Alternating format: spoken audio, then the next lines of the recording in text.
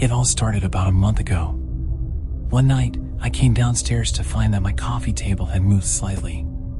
Just an inch or two, barely noticeable. You'd have to have a pretty keen eye to even catch it, and I figured it was just my tired brain playing tricks. But the next night, I found my chair at an angle I'd never leave it in, facing away from the window instead of towards it. Odd, right? But still, I brushed it off. People do weird things when they're tired. Sleepwalking, maybe? Or maybe I'd absent-mindedly nudged it with my leg on the way to bed.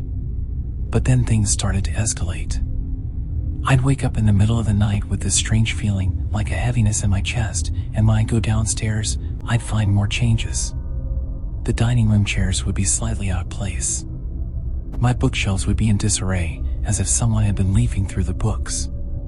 One night, I went into the kitchen for a glass of water, only to find the entire set of knives had been rearranged. Every blade was facing outward, the handles all stacked up against each other like someone had been playing some twisted game. I couldn't shake the feeling that they were arranged for me to notice. To test me. I didn't tell anyone at first. Didn't want people to think I was crazy. I barely told my wife, except in passing, half laughing it off as a joke.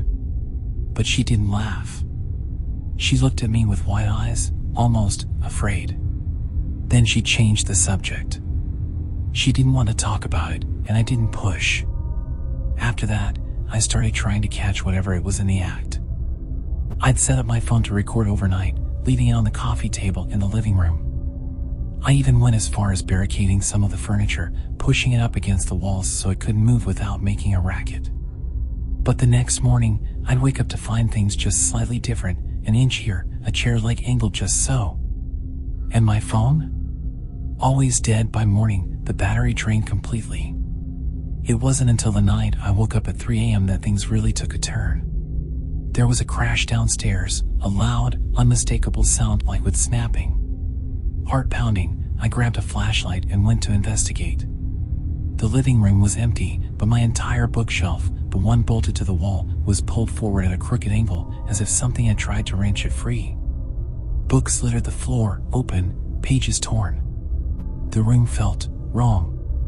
Like something had just been there, only to slink away the moment I entered.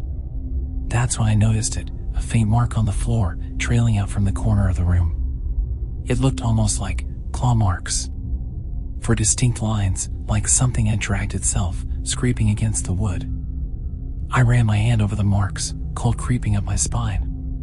There was something here, something I couldn't explain. It felt like a warning, a taunt.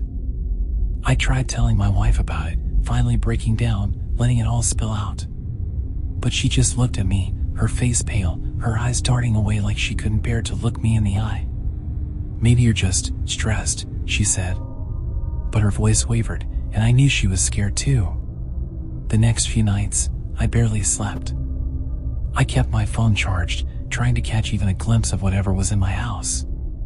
Every night, the furniture would shift more and more.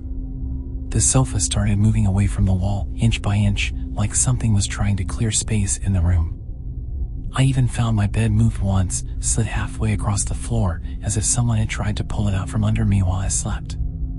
I'd wake up gasping, sweating, unable to shake the feeling that something was watching me, that it was right there, in the shadows, just waiting for me to slip up. And then it all came to a head. One night, I fell asleep on the couch, clutching my phone in my hand, determined to catch whatever it was. I don't know how long I was out, but I woke up to the sound of something heavy dragging across the floor.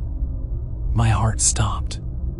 In the dim light, I saw a dark shape, a shadowy, hulking figure, moving my chair, slowly, methodically, as if it was arranging things. I sat there, frozen, watching as it moved around the room, almost orchestrating. It was setting things up. For me.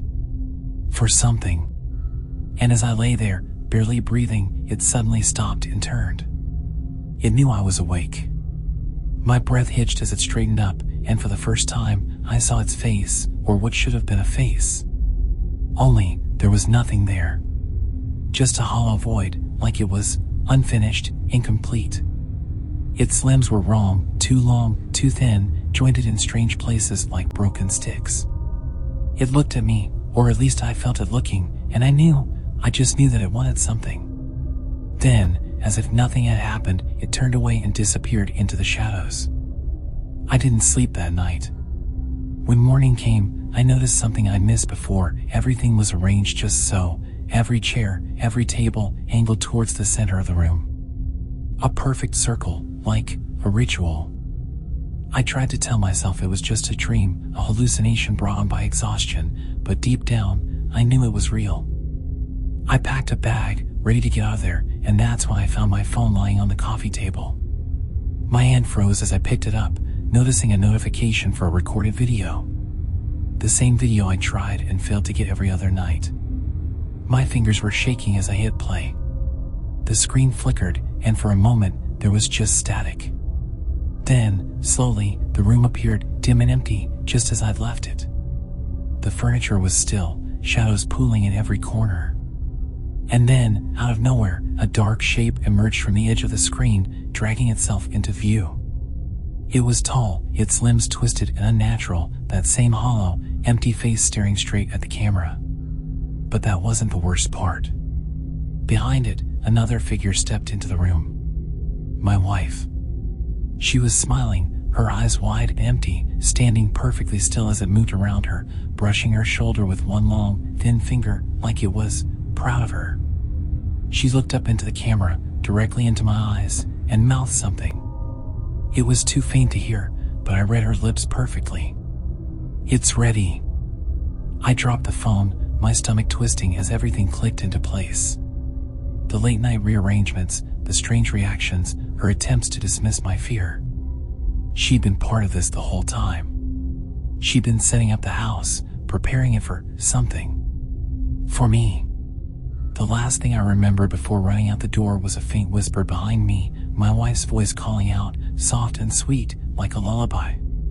"Come back soon, honey. You belong here with us." And then, silence. I haven't been back since. But I know, deep down, they're waiting.